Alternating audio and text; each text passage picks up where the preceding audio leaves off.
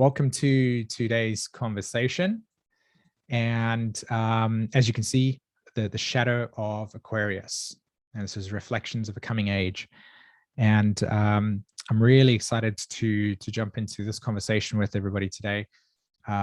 It's been something that has been on my mind for probably just over 10 years, mainly when I came into contact with evolutionary astrology. And my sort of Aquarius rising had seen the future in a very different way to the way that when I came across EA and they were describing sort of Pluto's entrance into Aquarius and what the kind of Aquarius age would look like, there was a split between the two.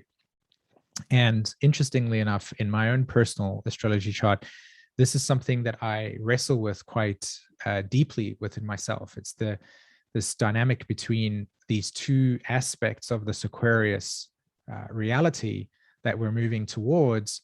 And how do we, well, in my case, like my emotions pull me in one direction and my interest and instincts pull me in a different direction. And I'm kind of torn between the two. So this kind of conversation today has been something that I've been wrestling with for a long time, on and off. And recently I came into some material, which we'll get into later, that that kind of prompted me to really deep dive into and contemplate and reflect not only on what this conversation really means and what I want to deliver today, but also just in the sense of what does it actually mean for us to now be preparing to come into this new Aquarius age and this new Aquarius energy. Not only do we have an entire civilization of Earth moving into this frequency that is Aquarius, but we also have currently Saturn and Jupiter in Aquarius, and eventually Pluto is going to be there. So there's a tremendous amount of Aquarius energy, not only present with us right now, but also coming in to our lives at an even deeper level of Pluto. And then, going over another 2000 years of human evolution. And of course, we won't be alive to witness, more than 150 years into the future of what that Aquarius energy looks like. And that actually influences a great deal of this conversation today. So the shadow of Aquarius, all right, reflections of a coming age. All right, so the inspiration and the aim for this talk today and for this conversation today, my inspiration came from recognizing that, not only do I have this kind of split in myself, which, will make a lot more sense as we kind of move down this conversation, but, the inspiration came from the wrestling within myself and then actually witnessing, especially as Jupiter and Saturn, for those of you who are familiar with astrology, which most of you should be, Jupiter and Saturn made this conjunction in Aquarius at the end of last year. And we've had for most of 2021, both of those planets move in Aquarius, apart from a brief period of time when Jupiter was actually in Pisces. So it's very present. And as the topic of the conversation and the talk suggests, a recognition of a coming age. And we've already been initiated into it, but we will be moving forward into this Aquarius energy. And the aim is, from my point of view at least, is to think about how we can make sense of this coming age, right? And also make sense of not only the coming age, but this Pluto transit that's going to take hold in 2024, 2023, 2024. So what does it look like for us to navigate that being the key word there, navigation, and a word I like to use borrowed from Daniel Schmattenberger, which is sense making, right? How do we make sense of reality moving forward into this coming age?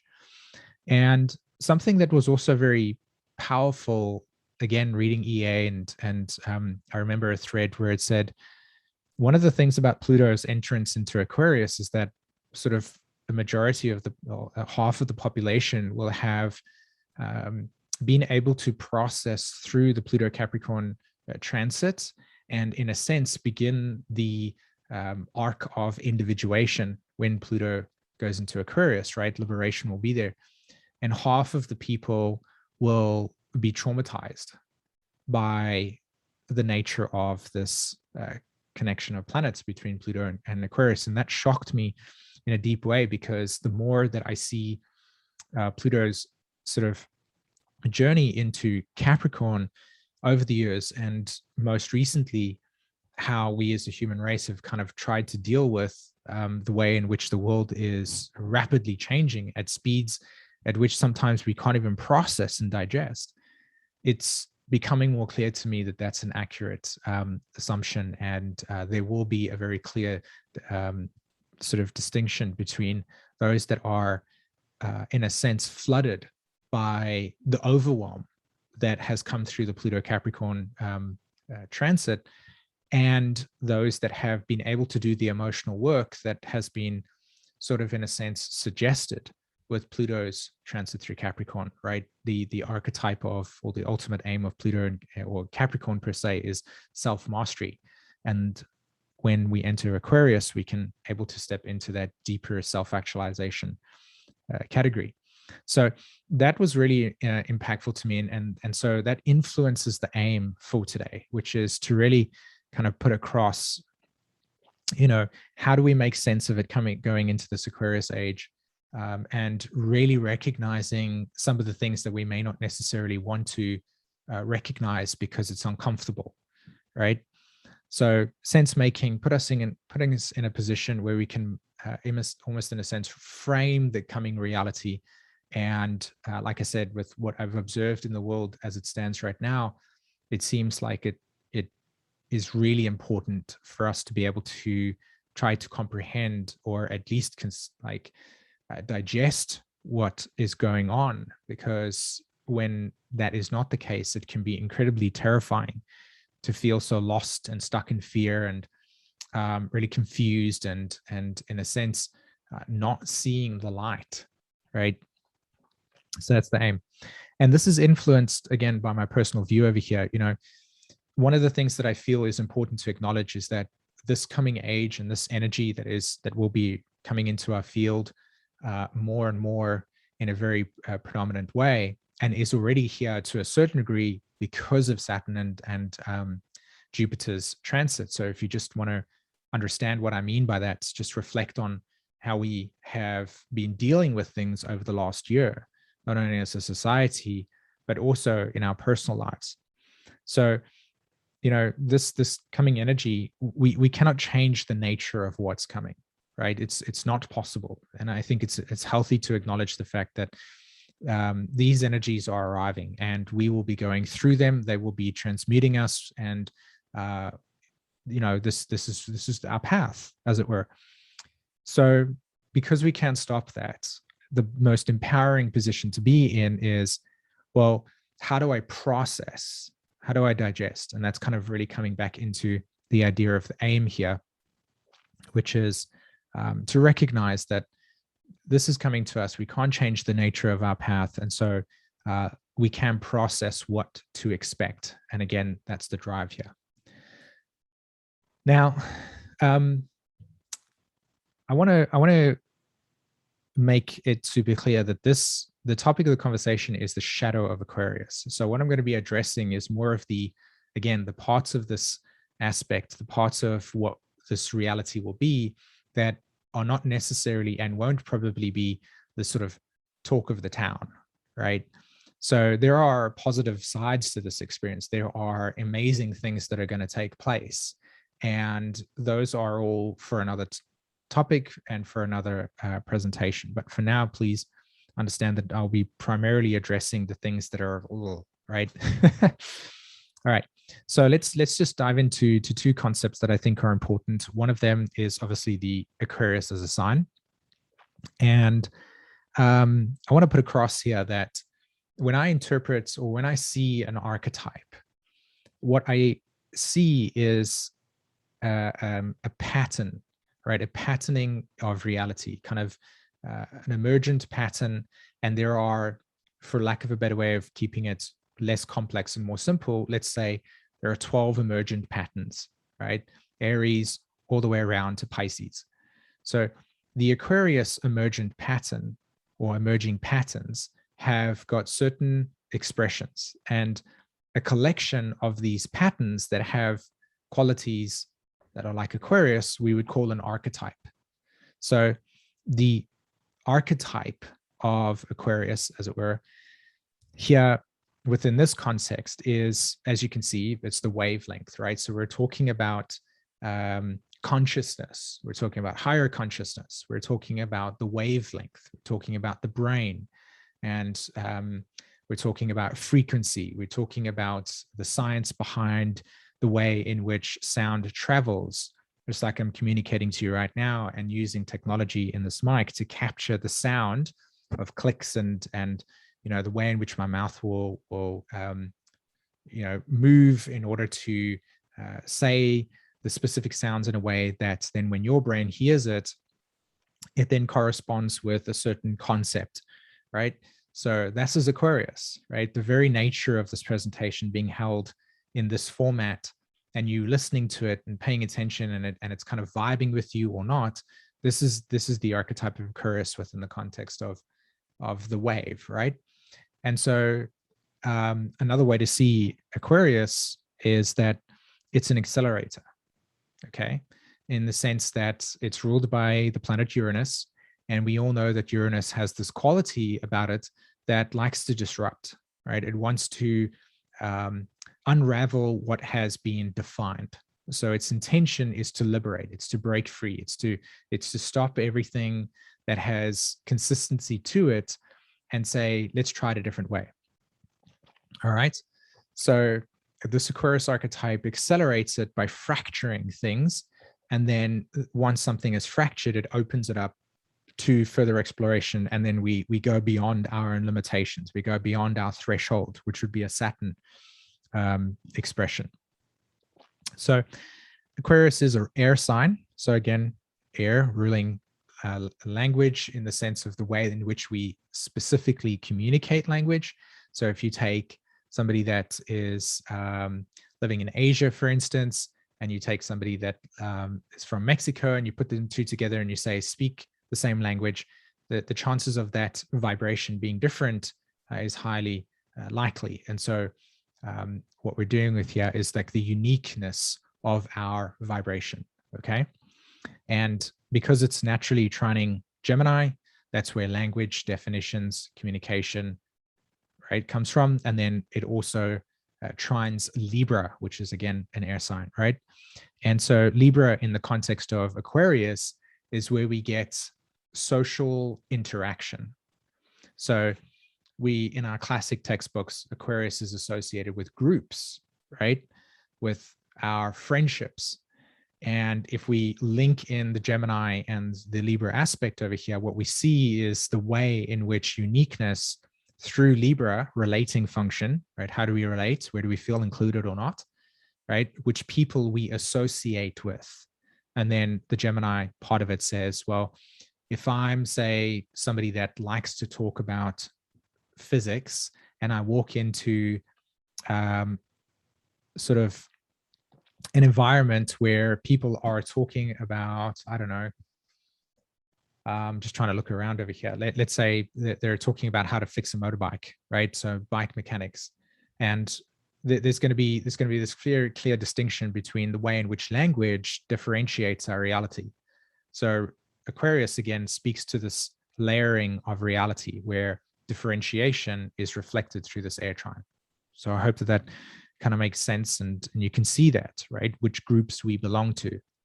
And you will see later on how important the understanding of the shadow quality of Aquarius influences the way in which we as human beings will relate to each other going forward.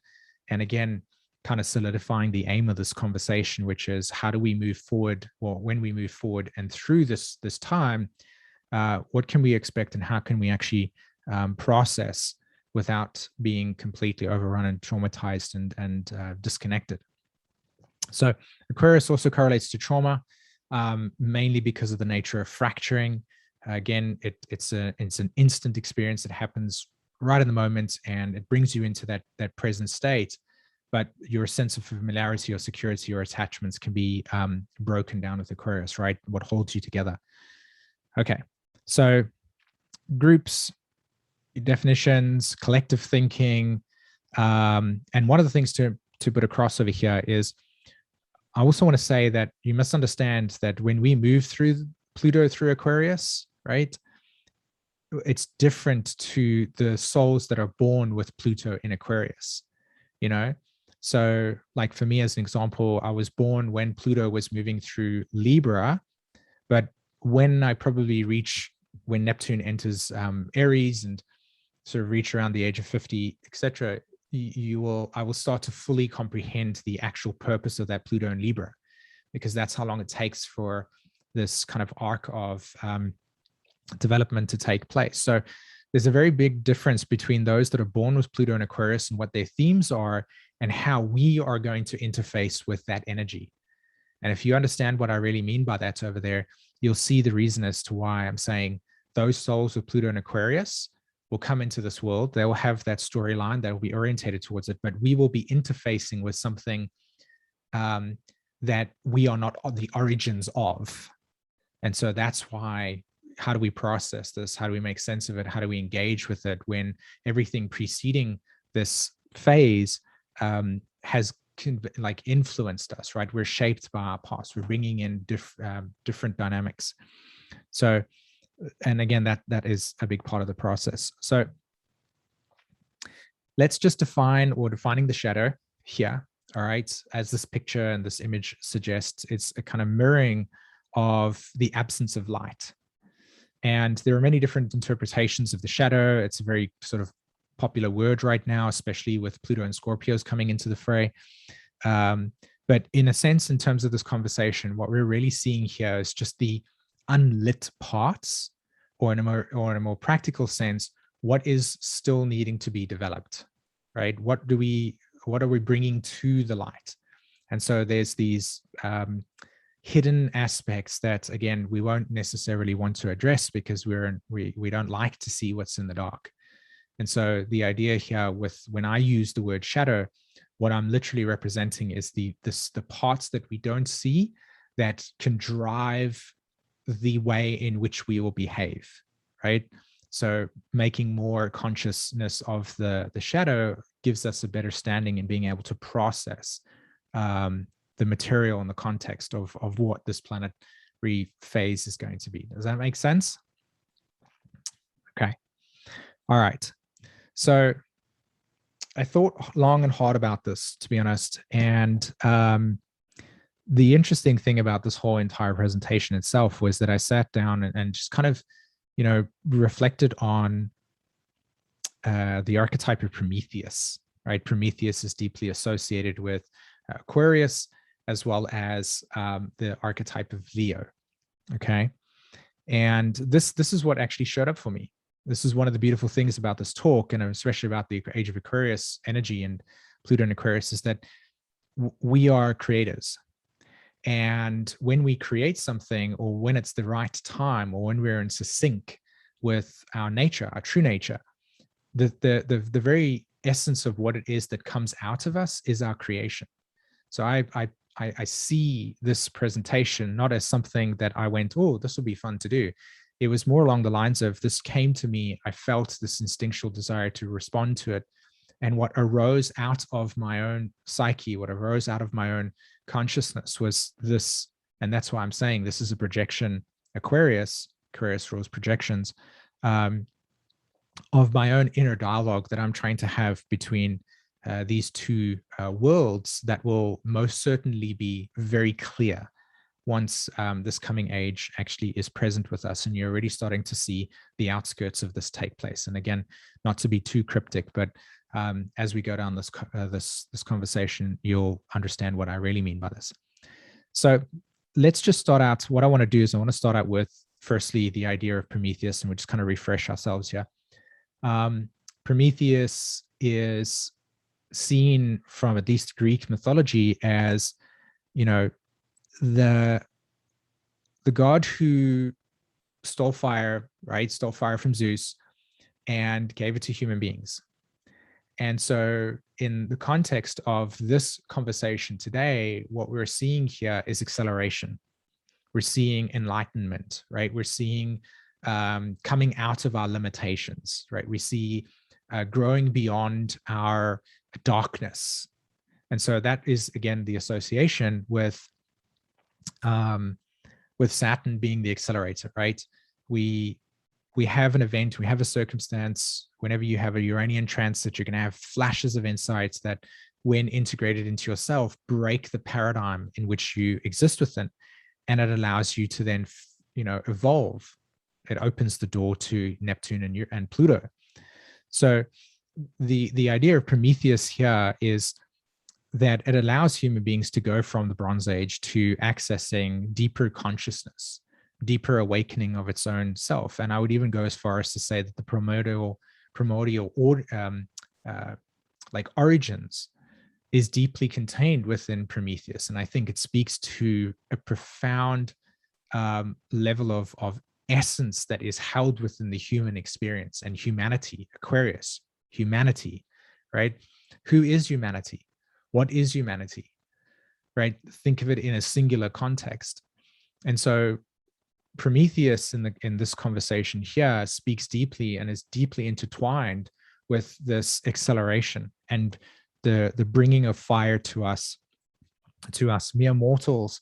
And then the story around how Prometheus is, seen by Zeus as betraying him.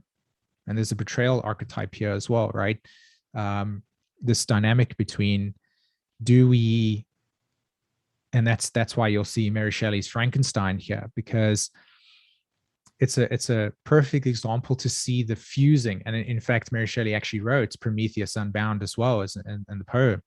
And it's an incredibly complex and deep piece of work that I don't pretend to fully comprehend and understand exactly, but I'm definitely spending a lot of time sitting with it and kind of really understanding it at a deeper level. And I encourage anybody else to go and research that. In fact, on YouTube, there's one video of about an hour long of somebody that had decided to do a full breakdown of that work. So it's actually called Prometheus Unbound, and you'll see it's an hour long video. There's not many of them, so it's not hard to miss.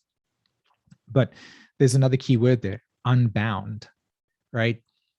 In the story of Prometheus, he because he betrays Zeus and he gives fire to the human beings, and Zeus didn't want to give fire to human beings because he knew that he wanted to keep them sort of repressed, and two, in the sense that when we do get given accelerated awareness, or we do get given the flame, do we have the competence to be able to actually deal with what it is that we've been given?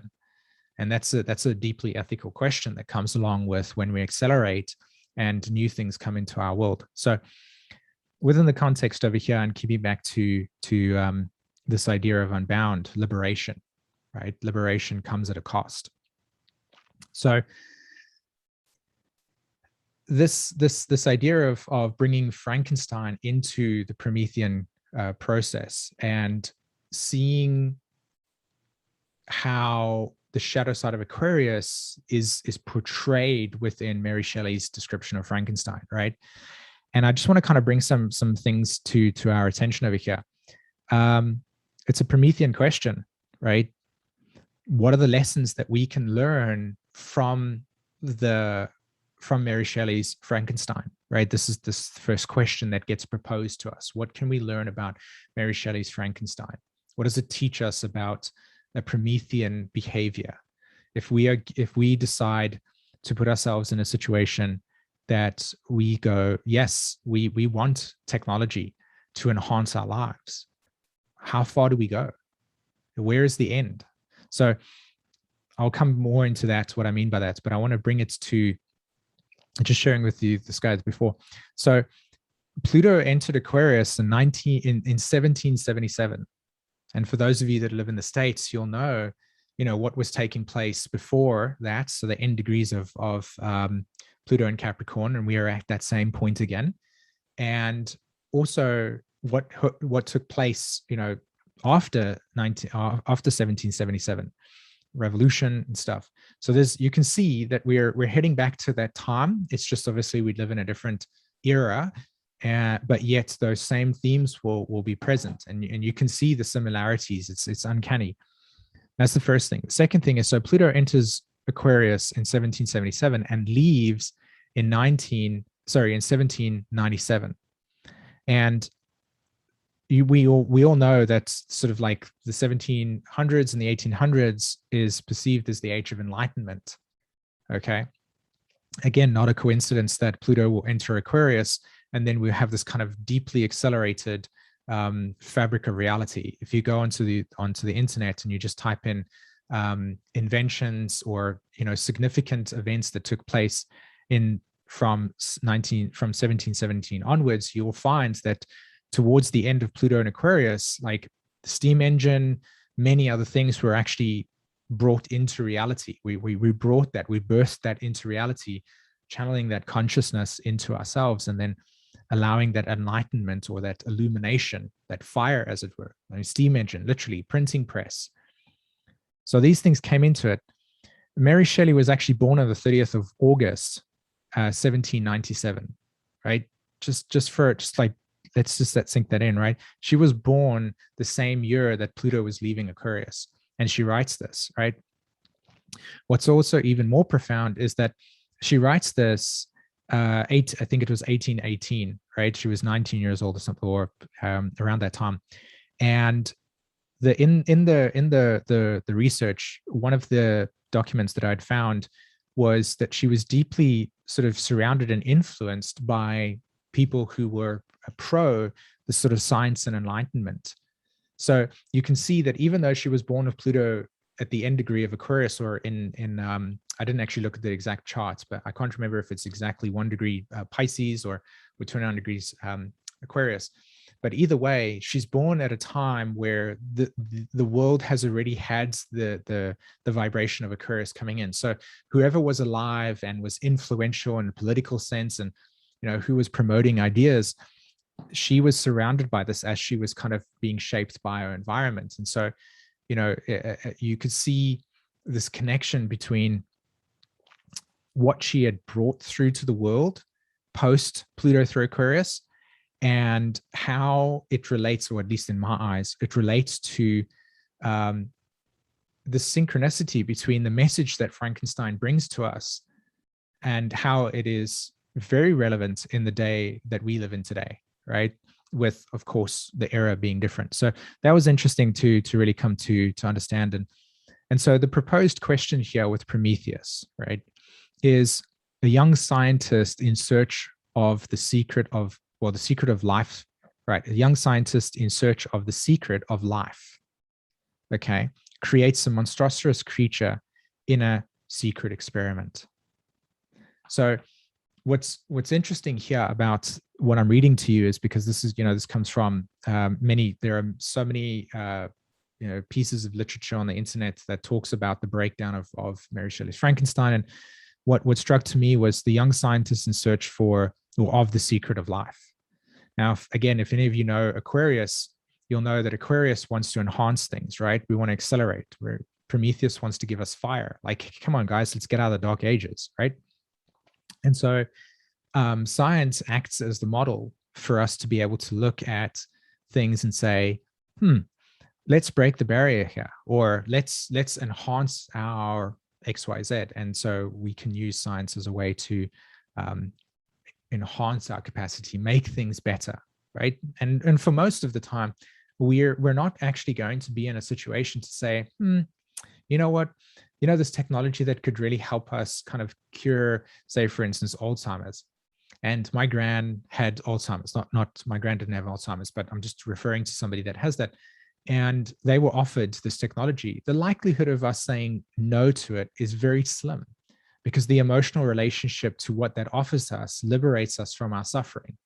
And that's the thing with Prometheus, right? He was put to a rock, and he had his liver consistently eaten out every single day by an eagle.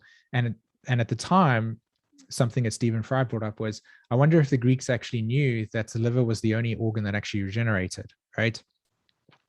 So that was an interesting correlation. But this relationship between science, or the capacity for illumination to end suffering, right? And Prometheus kind of risking himself to be able to do this. And whenever we are put in a situation of technology or any form of acceleration, whether it be fire that is given to us, we are at risk of something going wrong. So this Promethean kind of concept here of the shadow side of Aquarius, it's easy for us to see that we can take new advancements and want to be creators. And yet at the same time, we're at risk of the experience of creating something that, well, challenges our own concepts of what can be acceptable, right? In one sense, right? The Frankenstein process here. And then the other part of the story, which is, you know, the person that says, yeah, I'll take that technology to help my grand kind of cure from Alzheimer's, right? We're going to go for that. It's in our nature. We want to enhance, want to, even though we may dismiss the sort of challenges that come along with it, right? So coming back to this idea of young scientists in search for the secret of life. And there's something actually really powerful that I think Zeus is, in a way, bringing to this idea of Prometheus, which is, you know, we want to find out, like our deepest desire is to understand the cosmos, right? We really want to truly understand what we're here for. I mean, not only do we understand what we're here for, we want to make sense of it, right? Just like what I shared right at the beginning, and I did that on purpose too. We want to make sense of it. We want to illuminate. We want to see if we can enhance life, right? And this puts us in a position where we can create a monster. And what's even worse about it is that the idea behind Mary Shelley's, one of the ideas behind it is that, you know, when Victor Frankenstein actually creates the abomination, he's so traumatized by what it is that he creates, he actually abandons it. And we'll go later into the human experience of abandonment, right? And how that renders some really complex things. But in terms of this concept here, we can be creation. And what happens when we do actually create something that is not to what we think it to be, right? We go into gene therapy, and, you know, we make something and it's got an extra eye, right? What do we deal with that process? Do we abandon it? Do we lose that emotional care? Do we take responsibility? Where is the accountability for this? So this energy will promote Prometheus in each and every one of us. It will promote the Promethean concept for governments and big tech companies to want to accelerate things in profound ways. And the question that we're faced with is, if things go wrong, what do we do then? Who's accountable? Right? So thinking about the fixed cross here in terms of the idea of creating life, right? Taurus, Scorpio, this is the metamorphosis of life. It's of creating something, breathing into and actually transmuting something. And then you have Leo and Aquarius that squares Scorpio and Taurus, and they make the fixed grand cross. And we see how we breathe fire, Leo, into our creation. And what are we breathing fire into, and where we're breathing it from? The Aquarius part, the desire for acceleration, the desire for something to bring us into deeper states of, or curing us from our own suffering, right? So creation of life is a fixed cross. The polarity point of Aquarius is Leo, right? That's where the Promethean archetype of the flame comes in. He comes in from Aquarius and he gives life. So I want to bring this across over here, and this is written from an article, and I like it. It says, so I'm going to read it to you. It says, today humanity possesses an unprecedented capability to transform entire industries and the global environment. Okay. Artificial intelligence, genetically modified organisms, and numerous weapons of untold destruction have the capability and are being researched in startup companies, large corporations, and academia. Yet, the training for ethical scientists or ethical structures and rules remains woefully limited. And that's something that really is at the heart of this first step of understanding the relationship with Prometheus and what Frankenstein can teach us, particularly about the experience. Just give me a second over here. There we go. That's slide 7. So the question here with this is, what type of insight can we gain from Shelley's fictional tale that could help us rectify the ethical knowledge gap, right? For all of us right now, we're in that position. You know, we think that we're not scientists, but what I want to bring across here and bring into focus is each and every single one of us will be faced with this decision as we move into this age of Aquarius, is which side of this the fence do you stand, you know? And can you merge the two? Can you merge these two different parts of reality? And again, I'll go deeper into it, which is, and again, this is the split that I'm wrestling with in myself, which is I'm all for Aquarius and Prometheus. I have Neptune, Uranus, I have Jupiter conjunct Neptune. So Zeus and and Uranus are right next to each other in my chart. It's on my south node. It's in the 11th house of Aquarius. And so is Neptune there, right? So I have these 4 planets that are sitting in the 11th house, and my rising sign is Aquarius. So I'm like, yeah, you know, I love the idea of advanced technology and the capacity for us to develop solar panels that allows us to use solar energy, which is from the solar system or from the sun, to be able to enhance our capacity for electricity. Like, that's amazing. But the question becomes then, that's my choice, that's my seeing, but do I get a say, or am I influencing, say, those that are in power to create those things? And do they have that same moral compass? You know, so that's the question here. Can we gain insight from Shelley's fictional tale that could help rectify the ethical knowledge gap? Like, where is the ethics around this process? Is it okay to go to a grave and dig up parts and then put them together and in the name of science? And in particularly with Viktor Frankl's case, he puts himself in a position of a child, right? He's not thinking in a mature way. He's not thinking of the consequences. He's not thinking of his capacity to create something that has its own life and yet reject it as a creator, right? And so that kind of brings me to this next question, which is, you know, science can go too far.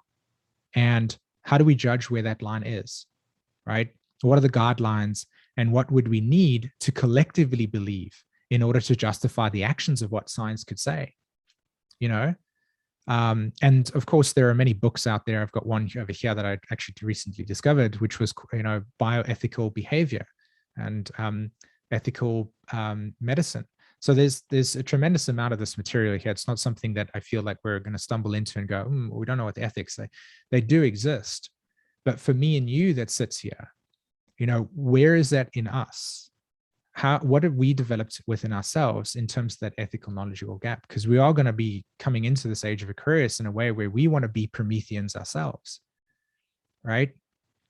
So in another article that was written as well, Lessons from Frankenstein, it's this person says, Evsalt says, he worries about the consequences of that do it now, ask questions later attitude, which again comes from this part of us that can be, you know, underdeveloped, and our motivations can be from places that are not mature.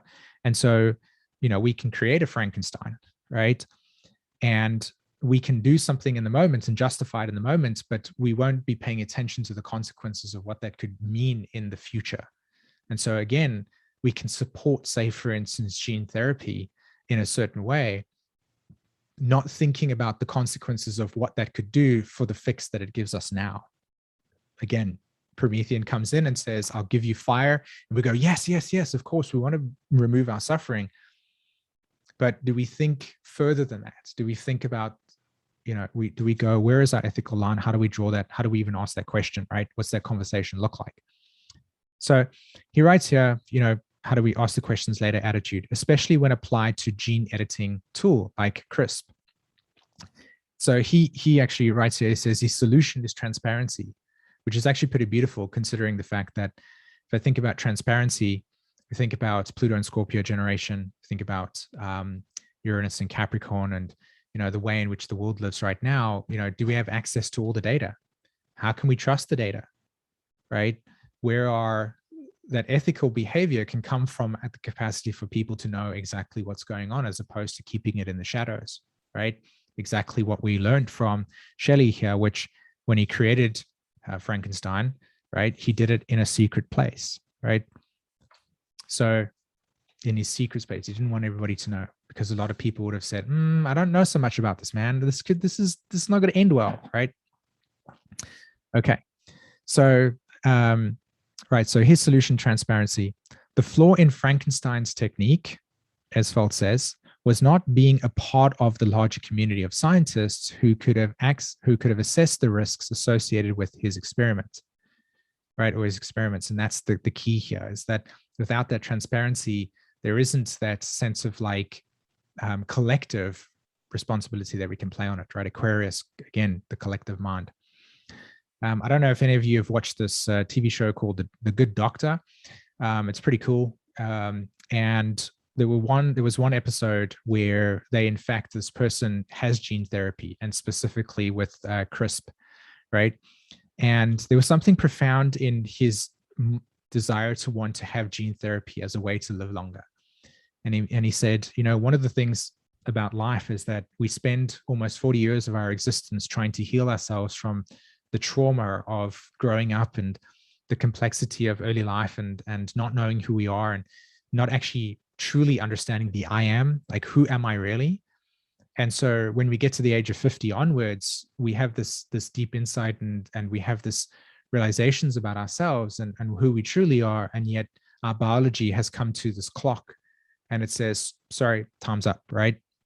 You can't go rock climbing with the same enthusiasm that you had when you're 21, with the self-awareness that you have when you're 50. And so this justified his desire to want to say, you know what, I really want to live longer and experience my relationship with my partner in a way that I would have wanted to experience at the age of 20, but now with a conscious, true sense of self.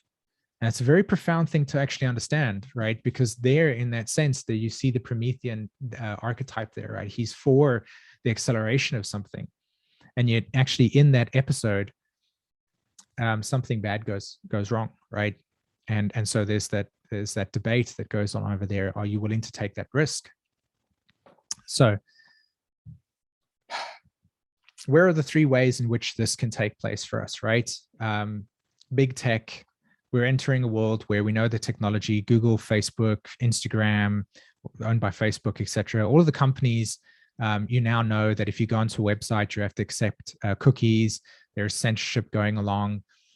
Who gets to decide these things? These are really complex scenarios that we as human beings are going to try and figure out as we move forward over here. And that's where I bring in this thing that I said earlier, which is the Pluto and Aquarius children, the ones that were born with that, will have a different way in which they will deal with or interact with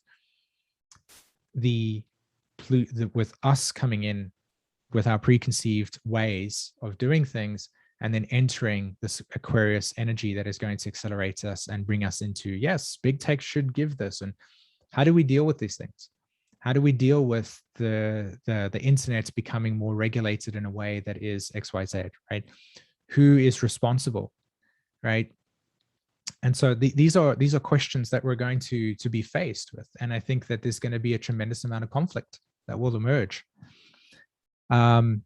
Social responsibility versus personal responsibility. And this is something that's really fascinating to me. I had this realization about my own Neptune in the 11th house, which was there's two sides to this: social responsibility, personal responsibility.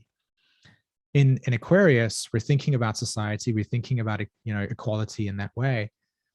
Where is the line between an expectation that you should behave a certain way in order to keep society balanced, but avoiding personal responsibility by holding other people accountable for their actions, crossing the boundary that the collective has decided needs to be put in place? Okay, so social responsibility in one way can be put across as, you walk into I don't know, like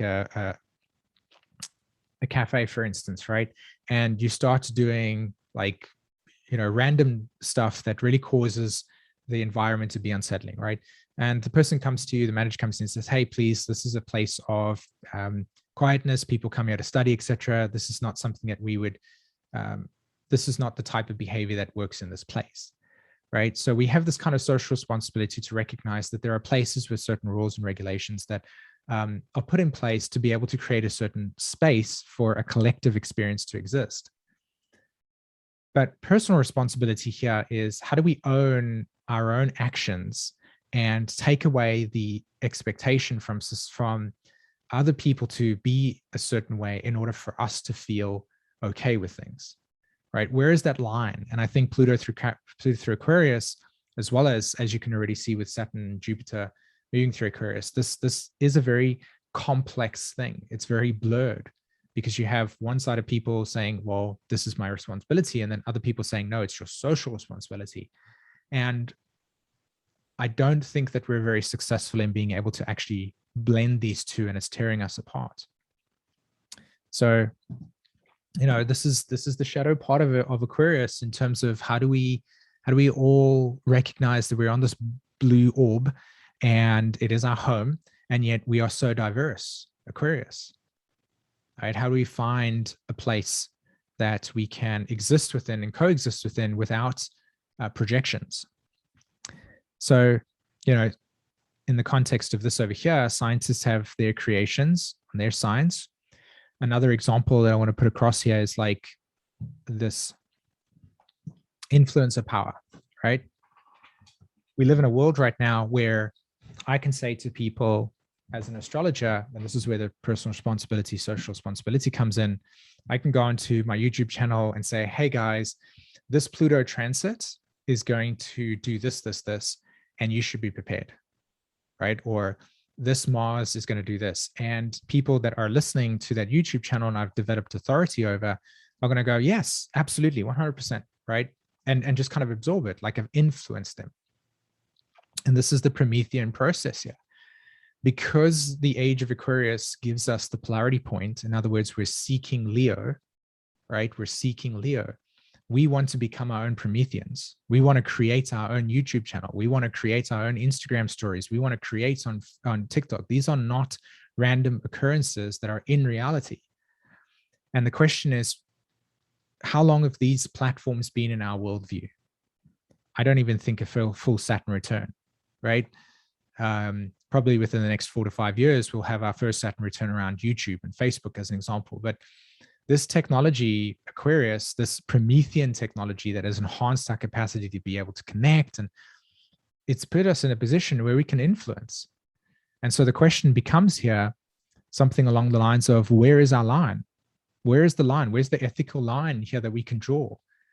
As well as I do, that we live in a world where, what's that person's name? Let's think of a PewDiePie, for instance, or he can say to people, hey, go to this square and go and do a dance, and people go and do it. You can think of Pokemon Go, technology that had caused massive amounts of people, Aquarius, to move in directions with things that weren't even in reality. They were on a telephone that were augmented into their phone, and then we projected it, Aquarius, into hyperspace, Aquarius. But there wasn't anything there. It was just groups of people running around looking for something that was in their phone. Do you see this Promethean thing here? We have been given fire to create. And the question is, we haven't had this for a full Saturn return yet. So even as I sit here today, the question becomes like, where is my responsibility, right? Where do I draw the line behind this process? And I think that's where the social thing here will come in. Society will hold us accountable for that. We'll say, hey, that was out of line, man. That caused X, Y, Z. Yeah, there are many millennials at the moment that are making money from this. That my business is run from these platforms, and the question becomes, where is that ethical process? I can think of something along the lines of Elon Musk, right? Elon Musk goes on TV and says, this is a bad cryptocurrency, or that's a good cryptocurrency to invest, and the stocks will instantly go up. That's power. And that's what Zeus was talking about. Like, in the hands of people with that amount of power, where do we go? We have to be careful of these things. This fire can burn us. And it already does to a large degree. We know this, right? We know how that's what YouTube is dealing with at the moment. They're dealing with that. They're trying to wrap their heads around this creation that they have, that they initially started out as just people kind of sharing stuff, to now it's a platform that if you have a cognitive bias about certain things and people resonate with that process, it validates it. And yeah, so, igniting the flame and being able to understand the social responsibility that comes with this. And this is another perfect example of that Promethean experience. And you can develop the Frankenstein concept here. So, okay.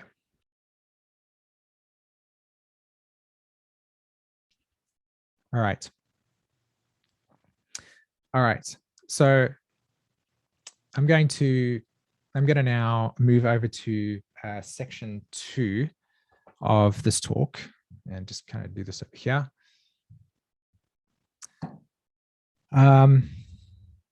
Human pain, and just doing this over here. I must have missed it. Okay. All right. Well, section 2 of this talk is a little bit more, it's a little bit more intense. It's a little bit more closer to home. And so I've addressed, and what I wanted to present to you with section 1, especially around what we can learn from Frankenstein, is the Promethean process of Aquarius, which is the capacity for us to be receiving acceleration and fire and be able to access this, this illumination. But now I want to bring it closer to home. I want to bring it closer to humanity and the human experience, and more clearly who we are. Right. And again, the topic of the conversation is Aquarius, Aquarius's shadow. And so how does this all fit into this process? So I just want to let everybody know that this next sort of piece of content, there's nothing graphic. I'm not going to show anything graphic, but it does involve some conversation or some material that can be emotionally upsetting or bring strong emotions to the forefront of yourself. So I'm just kind of letting you know, obviously, I don't want to cause people to walk away from this right now because, the fear of what that is, but I just want to let you know that some of the material I could talk about or address over here can bring up feelings of emotions, right? But like I said, there's nothing graphic here. All right. So human pain. To be able to really feel this over here, one of the things about Aquarius is that, especially with the south node sits in the south node of Neptune, pardon me. Neptune is a planet, as we know. Neptune and all the other planets themselves have what is called nodes, right? Just like the moon has its own nodes, well, Neptune has its own nodes. And the south node of Neptune, it currently sits in Aquarius, early degrees of Aquarius. And of course, the polarity to the south node of Neptune sits in Leo, right? So we got a lot of Pluto and Leos come through, with Pluto entering with Pluto and Leo, and on the north node of Aquarius, pardon me, the north node of Neptune. And if you just look back between the 1950s and the world that we see here today, the Pluto Leo generation, you got people like Deepak Chopra, you've got Greg Braden. There are many other people that I can think about that have got Pluto on that north node, and you can see the spiritual side of our reality come in. Greg Braden, for instance, is somebody who is very pro kind of scientific research that allows us to accelerate ourselves, and there's very much that spirituality associated with it. But the point here that I want to bring across is Pluto will go over the south node of Neptune in Aquarius, probably around 2027, 2026, all the way from, I would say, about 2026 up until 2031, right? We'll cross over that plane. And so we are going to come into contact with trauma, and particularly human suffering. And in more sense, the shadow side of the darkness that we hold within us. And I think it's important for us to acknowledge the fact that when we are in pain and we are hurt by things, the side of us that comes out is not the let's sit on a yoga mat and sip a cup of tea and talk about higher consciousness, right? Every single one of you at some point has been in an argument or an emotional conflict with another person. And at some point you've just felt rage. You just wanted to really assert a sense of power over them, right? Pain. And that's a reflection of our own inner wounds, our own inner turmoil, our own inner pain. And so this drives us. The human side of our pain is deeply interconnected and infused with our capacity to understand what the human journey is about, but also to see what we're capable of. And so projection, emotional turmoil, these are the types of things that come along with this process. So, human trauma, in the case of Frankenstein, right, the creature is more human than the creator. When you read Frankenstein itself, you'll see that the creator, Viktor Frankl, creates this out of a deep, he's childlike in his nature, and he wants to do it because of, being first to bring these scientific things. And yet when you read Frankenstein or what he creates, and you see further into the book, you see this person who is deeply upset at Victor for creating him and abandoning him. And that is our ultimate trauma. The human personal experience, our ultimate trauma is abandonment. It's abandonment from the mother. It's abandonment from the father archetype. It's abandonment from God, the separation from source. It is the root of our suffering, right? What loving God would put us on this plane to be exposed to all the horrific things that we've done or seen, pardon me, right? So human suffering and human pain are deeply connected to this. And this idea of Prometheus being, giving the fire in that way and giving it to us. And yet in this context over here, this person that is talking about Frankenstein, she argues that the monster was not actually dangerous until it was abandoned, and considers the parallels between the monster and, in this case, what she refers to as new AI robots. Now, that's a really big stretch between Frankenstein and 1800s and artificial intelligence and the idea of abandonment, but there's a link, and it's very far, and I won't be able to fully put the two together today completely, but I'll stimulate thought around it. For those of you that are into TV shows, I highly encourage you to go watch a TV show called Once Upon a Time. Okay, it's like 7 seasons or something. And I actually watched that TV show. It's called Once Upon a Time on Netflix or HBO. It's a brilliant TV show, my gosh. And I actually watched it in 2018 when the nodes were in Aquarius and Leo. And what was really profound about that was how the Wicked Witch, or what was the person's name? Maybe somebody in the chat can write that to me over there. Right. Snow White, who was the person who's Snow White's nemesis, right? That created the apple. It's lost my mind right now, but you can write that in the chat. The story revolves around her capacity to actually go from evil and perpetrating and wanting to cause pain and suffering to other people to actually healing her own heart, which was, of course, again, at the root of abandonment.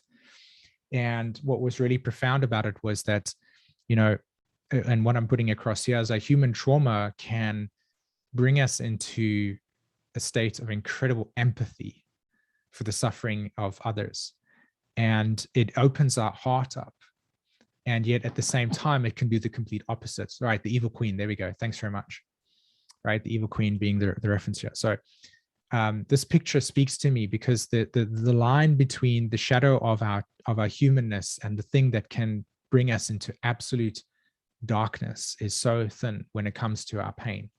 We can either become complete sociopaths and not feel any pain and just see the suffering of others as something that is justified, or we can come into the part of us that brings us closer to the collective in that way. So that's something that's really profound. And I want to bring over to the next phase over here. And as you'll see, I'm building across.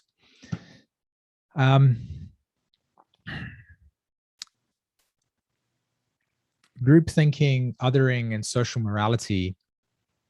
And this is really profound. And unfortunately, I'm missing the slide, which is really annoying me, but it is there. And what I want to bring into context here is there's this lecture online by the person called Peter Waller.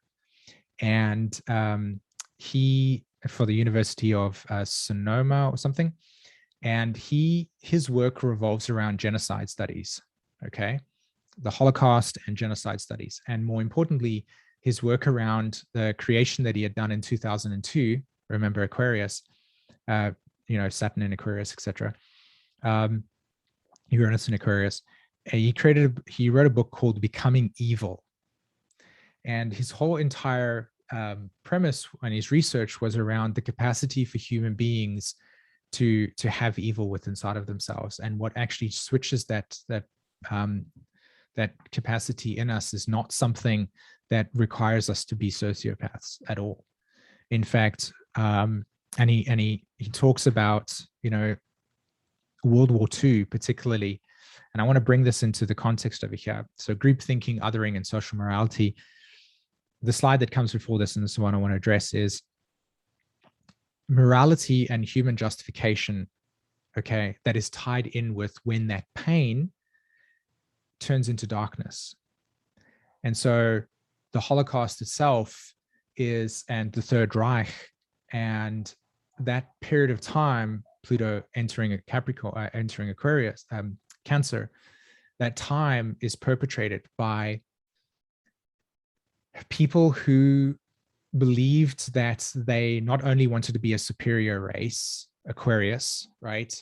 Elite Aquarius, that wanted the capacity to take technology and medicine and use it in a way to enhance their own survivalness, right? So they are literally Frankenstein, where the Third Reich decided that it was in their power and their choice to put themselves in a position to use science as a way to enhance their own race, and they committed atrocities in levels that even when I sit and really process it, it's incredibly uncomfortable. Like it really breaks me down to really consider the horror that was really taking place in that process, and how human beings, and particularly at that point in time, how we could get to that and that darkness that was present.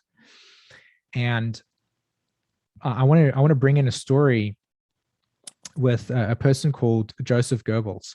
And again, I'm talking about morality here, and I'm talking about human justification. And you can go onto the internet and you can type in Joseph Goebbels. There's one person that did an incredibly great 20-minute video on this person. Joseph Goebbels essentially is one of Hitler's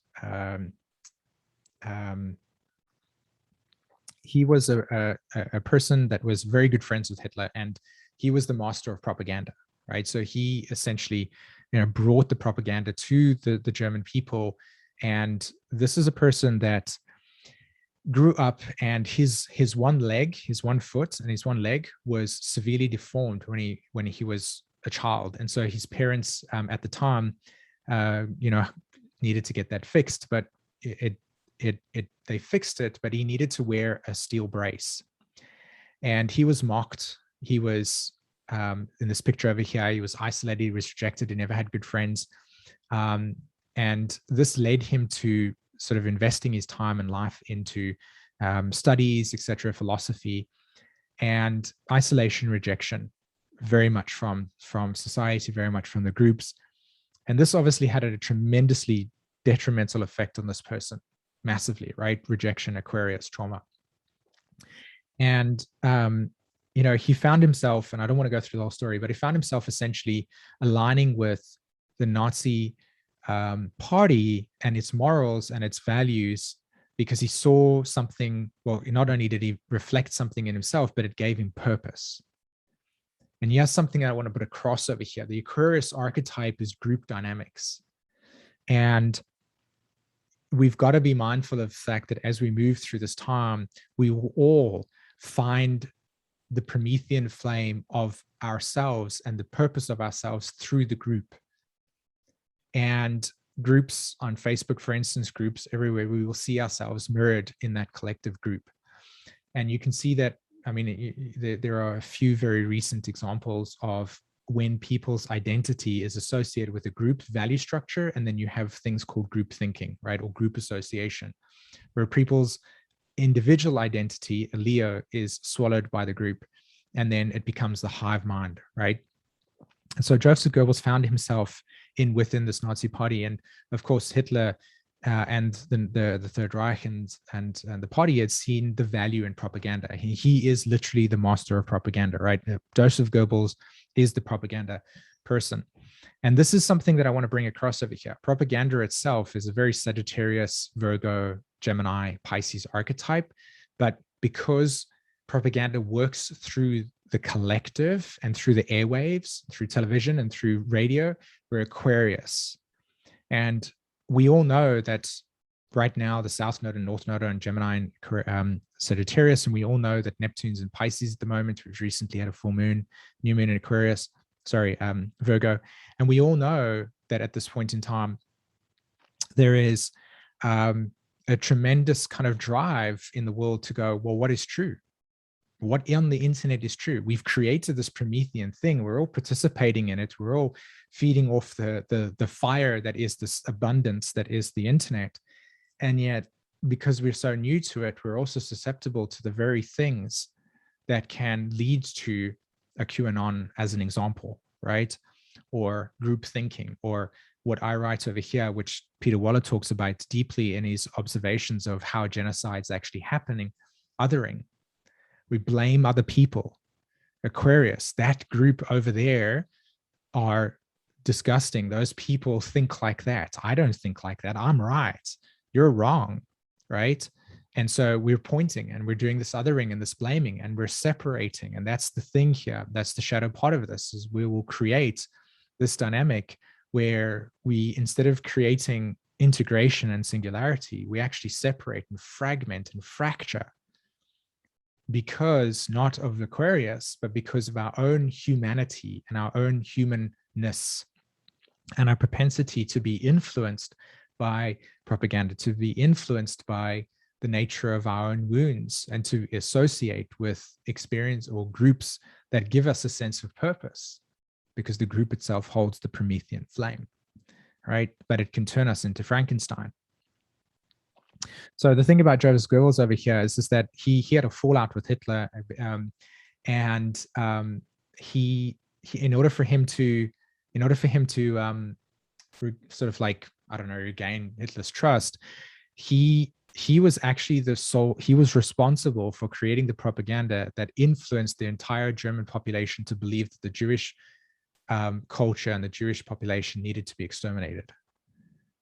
I mean, just think about that for a moment. There's one man, and his capacity to understand how to manipulate was capable of influencing and being part of a community that would literally justify the elimination of 1 million people, all because of two things. One, the limbic system, our capacity to feel disgusted, and then obviously group thinking, and then othering. Those people are disgusting. Those people are bad. Those people should be shunned. Those people that...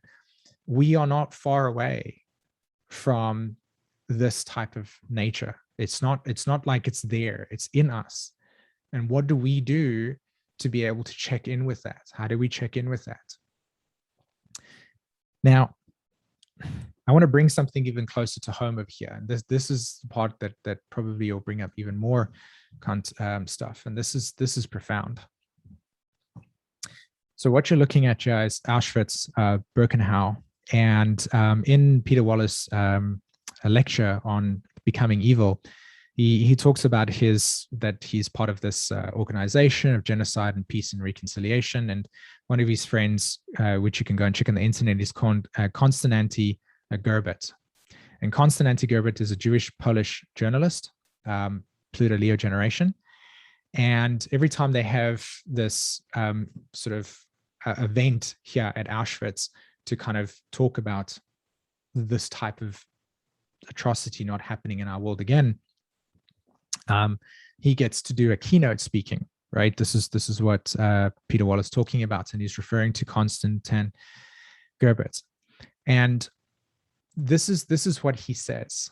I want to talk about morality here. I want to talk about the ability to justify our actions by being able to be morally in ourselves correct, right? So where are our morals? And this is the key part of part 2, is our morality as human beings guides us.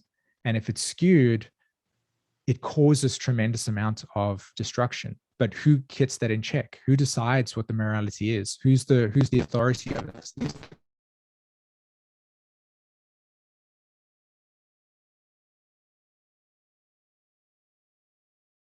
Hold on. Can everybody hear me? Yes, it still seems to be working. Yes, okay. You were muted just briefly. Okay, cool. So he stands up and he has this conversation. He addresses these people, and this picture, this Birkenau, is the entrance to it. This is at the back, right, of this conference that he's having. And he says, here in the shadow of the gates of this place, Auschwitz, which we know what happened there, you have to understand that the people who did this, right, the Nazis, and most particularly, I'm not referring to the word itself, but just the nature of who found themselves believing that this was right through propaganda and moral obligation, right? To understand that the people who did this, caused this atrocity, were fundamentally moral people. And they did the fundamentally right thing. Now, this is the point. This is what actually spurred me to do this, because what it does is it brings us into the heart of darkness within the human race, which is our capacity to justify our actions and believe that we're morally right in doing what we're doing, even though at the time we may not actually perceive that to be wrong. And it is only later on, going back to the first part that I wrote over here, when we talked about, you know, what this guy was saying about Frankenstein, where he said, you know, the worry that I have about the consequences about artificial intelligence, or what we can learn about Promethean type behavior, is the consequences that do it now and ask questions later attitude, right? The responsibility that comes along with the process. And so what he's really trying to say here, Konstantin, is actually something along the lines of the people were people, and they were morally they believed that what they were doing, they could justify. They could justify it because they were morally in alignment. They were told that these people were going to take over the world. These people were terrible. And it was their moral obligation to protect the world. And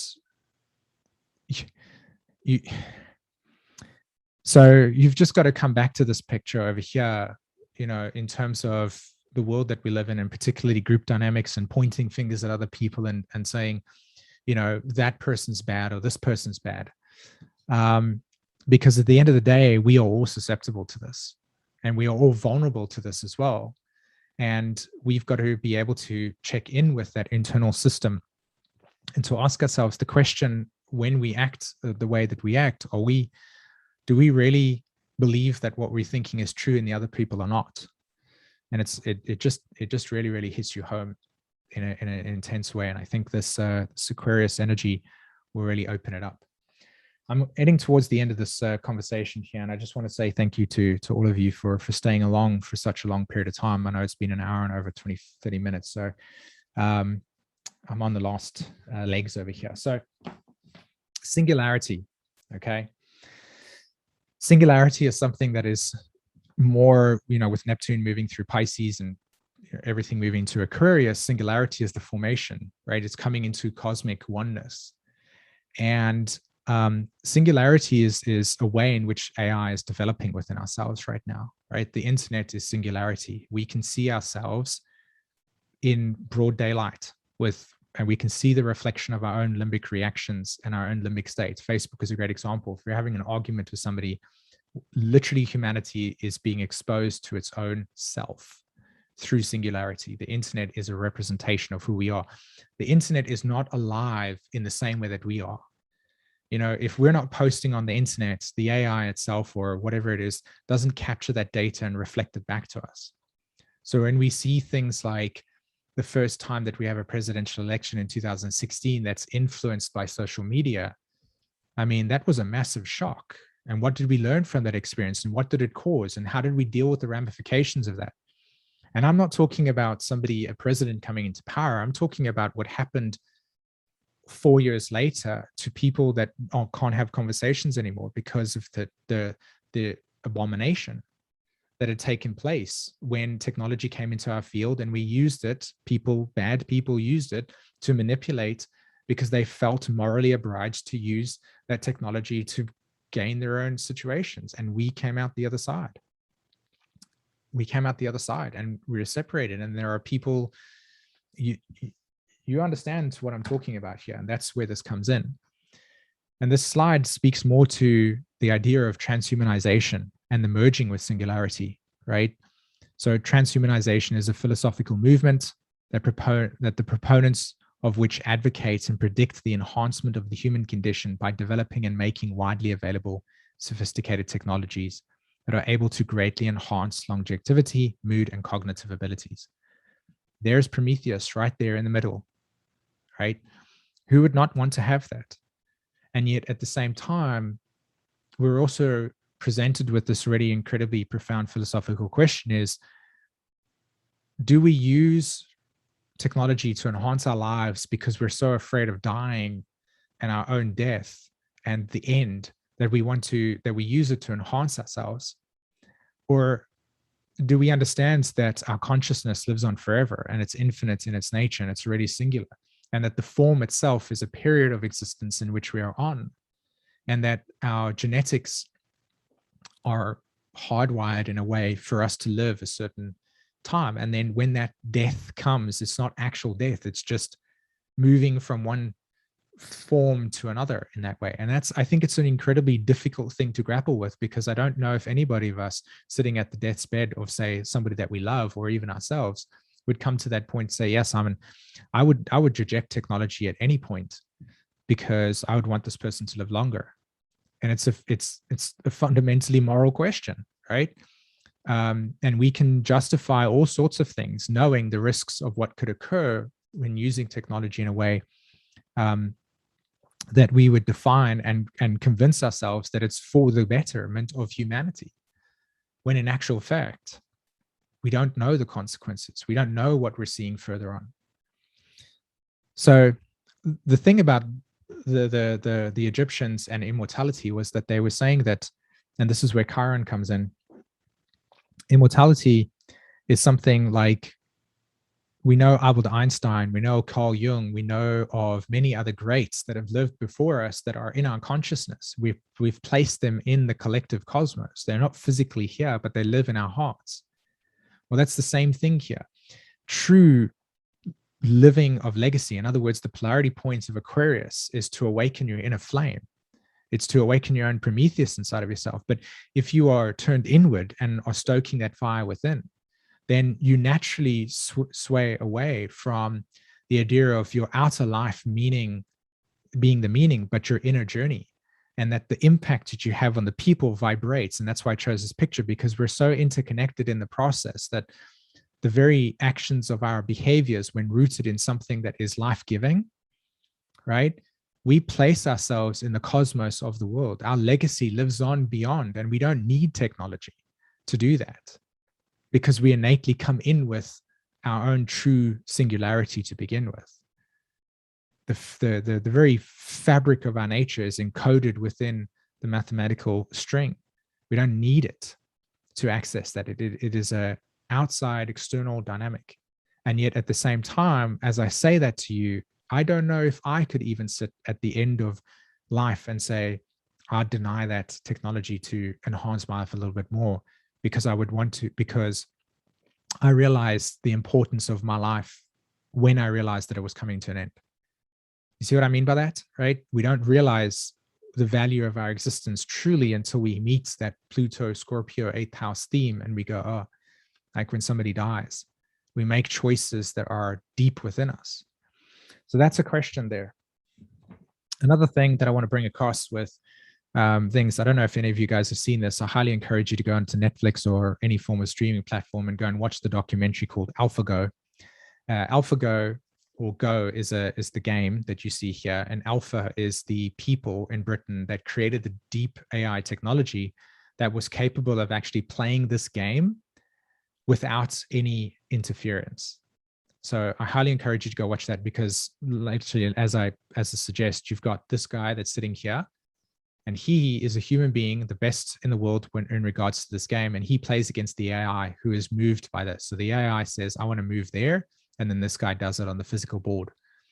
And these guys, the DeepMind, they created Alpha, which is the code name for the AI, and you'll watch how they basically put AI in situations, circumstances to learn how to play this game.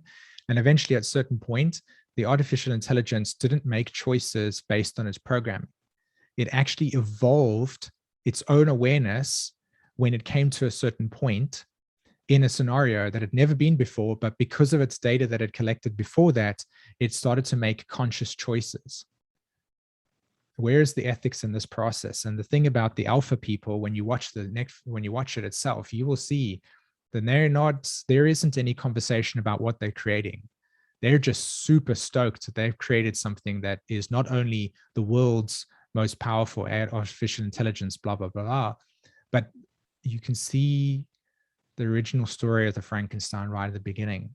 These guys are Victor Frankenstein. They're standing here and they're going, this technology, this type of thing, it's amazing. But what they don't understand is corporations like Microsoft, corporations will go into smaller corporations and say, we've got tons of money and we're going to buy you out. And we know that money is the root of all pleasure within the context of buying people. So name a price, we'll buy this technology. And at that point, they will be faced with that question. Do I give this technology to those that will use it outside of the scope of what we want to use it for? A.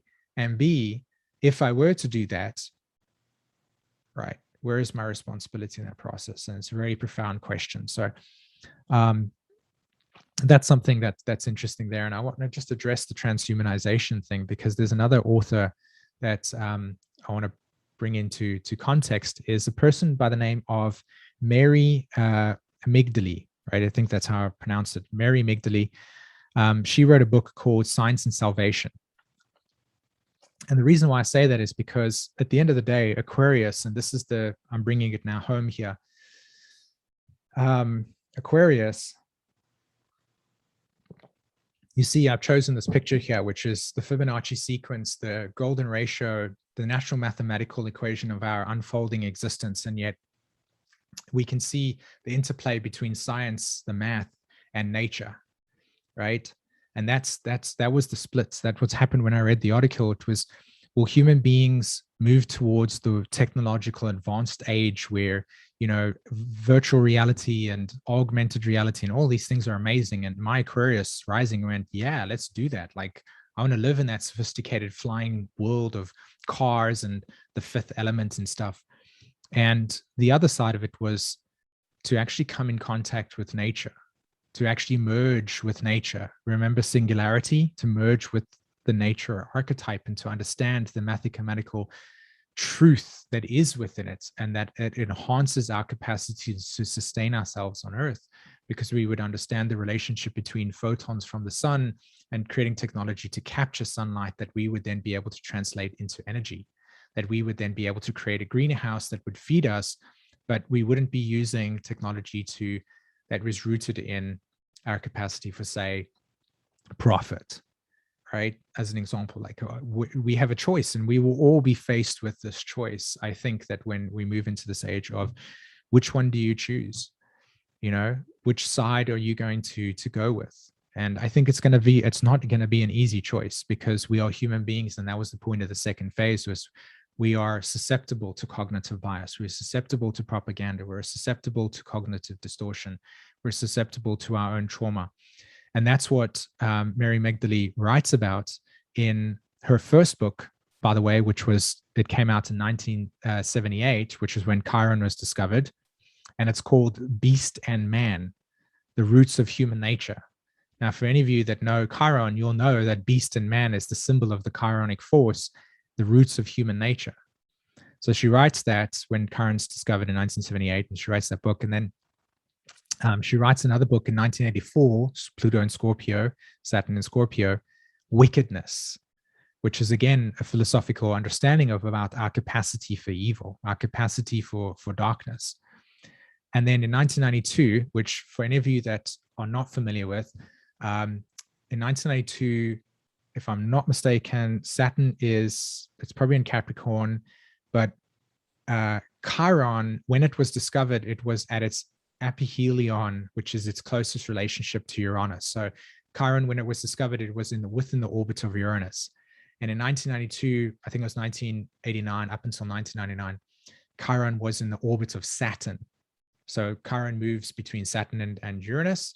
And in 1989, so 1999, Chiron was in perihelion of the sun, which is closest to Saturn. And she writes the book Science and Salvation. And I think there's this beautiful archetypal resonance between Chiron coming in 1978 and telling us who we are.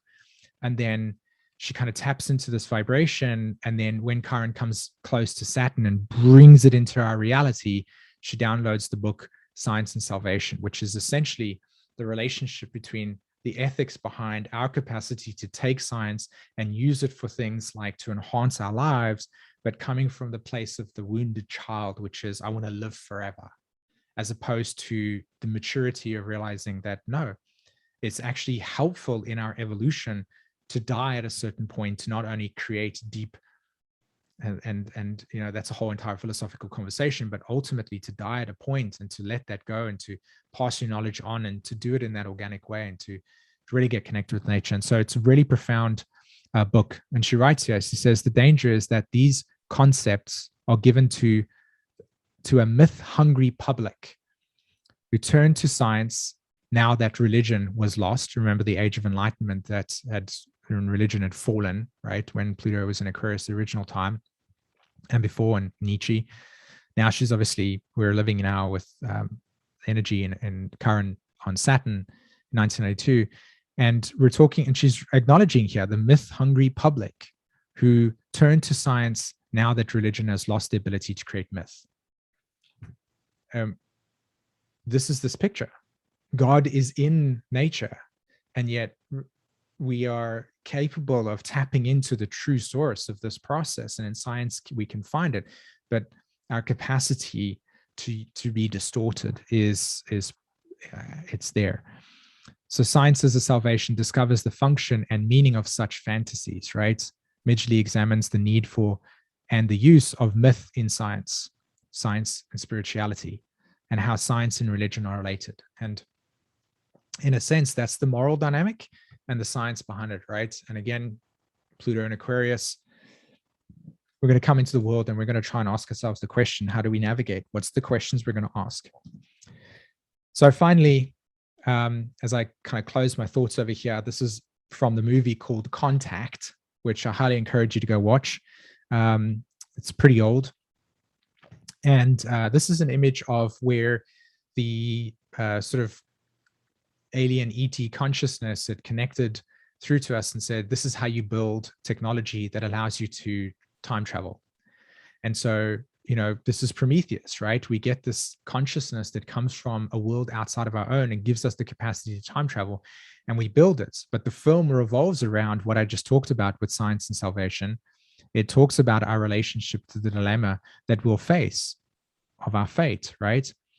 That we are beings that want to liberate ourselves from our physical limitations. And this is a Promethean technological Aquarius manifestation of our desire to want to escape our limitations and to access, what's beyond there. So when you see this over here, the Oh my gosh. Okay, it's back. They actually create two of them. The first one actually crashes and blows up, and they lose the person that goes in there. So this is the second. They build it again, right? The first time it breaks, it breaks. And that's the risk that person took to enhance society. And we will all get given that. Like, are we going to take a risk to take this new technology? Are we going to put ourselves in line to sacrifice something, our lives, for the enhancement of technology?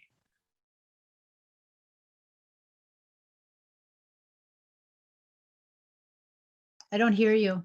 All right. So my closing thoughts here are that this extraterrestrial, the kind of lesson that they want to put across to the person that gets put in this time traveling mechanism. She says they go, the more we are forced to look at somebody else's perspective, like on television, instead of our own, the less perspective we have on the world and the galaxy around us. When contact is made, the alien says humanity isn't ready. And so what they're putting across with this over here is that the archetype of Aquarius, and kind of leading away from the shadow and more into the potential, this possibility, is that it presents a true perspective, unlike the limited views of everyone else that we will take in. So as I'm sharing this with you over here, the idea is to recognize that we are susceptible to the world and our world being shaped by other people's Promethean. And on one level, and on another level, we have the capacity to use our own eyes to open up to the perspective of the world in a way that we see it, and to individuate. This is the key here, right? Aquarius, individuation, to individuate from the shared ideal, to individuate from the collective mind, and to understand what it is that your personal singularity is about, right? This is the key here, that the Aquarius energy, while I've mentioned all these things and they will be a part of us, and that's what will come out of it on one level, the key is to actually see that we're merging into our own singularity within ourselves. We're coming into the own truth of our own nature, right? We're coming into the essence of who we really are, and that magic. And that magic is the beauty of the polarity of Aquarius, which is our destiny, our fate. So the Pluto and Leos came along and said, hey, I've got this destiny, but I don't really know what it is, right? So how do I fit that into society? Polarity point of Aquarius. But now it's reversed. And so we have this capacity to awaken this Promethean flame. And the question is, do we want to awaken it in a way that is through AI, or do we, as an example, through technology that enhances our lives in that moral question, or do we awaken the essence of what we're here to see in our unique perspective, and to contribute that and add that to the world? So instead of seeing, we only get to see this part over here, we get to share our unique point of view. And so that's what this is about. Like, I took this experience and went, I see this and I want to share it, using technology, and to liberate ourselves from the group mind, the group thinking, the capacity for us to see evil in another person, but not see it in ourselves, and perpetrate and then justify it through moral behavior. Like what the Holocaust and many other genocides like Rwanda, for instance, have taught us, two groups of people that believed in this ideal and literally committed mass atrocities. And while we may not necessarily see atrocities like that, and many others that have occurred, many others that have occurred, the Armenian genocide as well, what I'm really trying to put across here is the potential to individuate from that, to not be susceptible to that, and to see you're seeing your own cosmos, right? To see and have the world and the galaxy around us. Take a look at what you're here to see. Look at nature and see God in that. See the singularity in that. So my summary and closing thoughts with this is, Chiron comes into our consciousness, no coincidence, in 1978.